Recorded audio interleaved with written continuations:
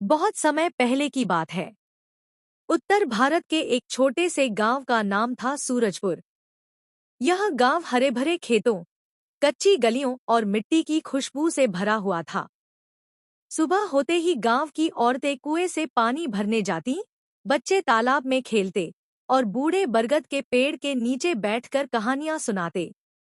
गांव के लोग सरल और मेहनती थे, लेकिन एक समस्या सभी को परेशान करती थी। गांव में पक्की सड़क और स्कूल नहीं था। बच्चे दूर दराज के कस्बे में पढ़ने जाते और बरसात के मौसम में कीचड़ भरी राहें उनके पैरों को थका देती।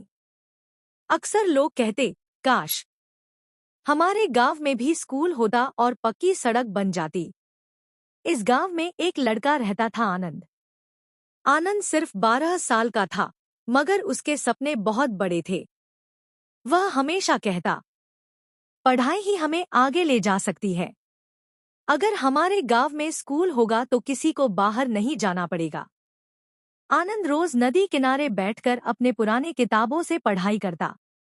उसके पिता किसान थे और परिवार के हालात ज्यादा अच्छे नहीं थे, लेकिन उन्होंने बेटे का हौसला कभी कम नहीं होने दिया।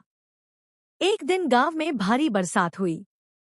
रास्ते इतने खराब हो गए कि कस्बे तक पहुंचना असंभव हो गया। आनंद और बाकी बच्चे स्कूल नहीं जा पाए। यह देखकर आनंद को बहुत दुख हुआ।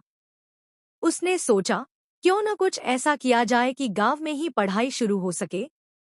आनंद ने अपनी माँ से कहा, अम्मा, अगर हम चाहें तो गांव के बच्चों को यहीं पढ़ा सकते हैं।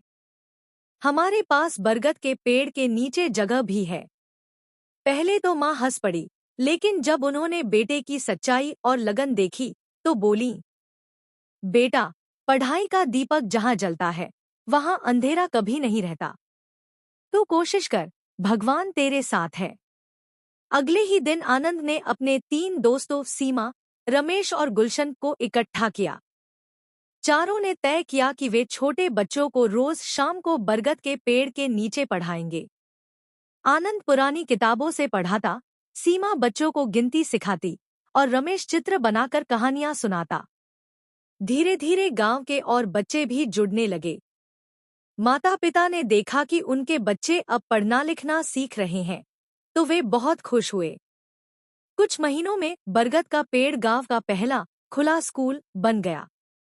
यह बात धीरे धीरे पास के कस्बे तक पहुंची।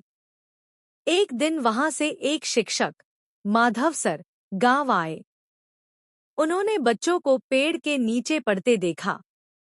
आनंद के उत्साह और बच्चों की लगन देखकर माधव सर का दिल पिघल गया।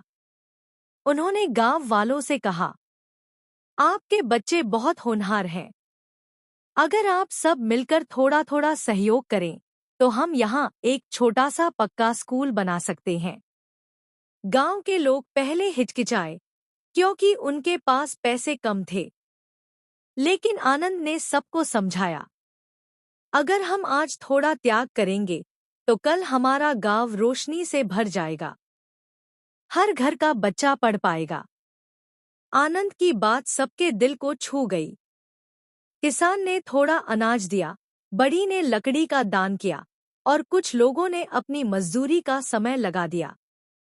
कुछ ही महीनों में गांव में एक छोटा लेकिन सुंदर प्राथमिक विद्यालय बन गया। अब बच्चे दूर कस्बे नहीं जाते थे, गांव में ही पढ़ाई होने लगी।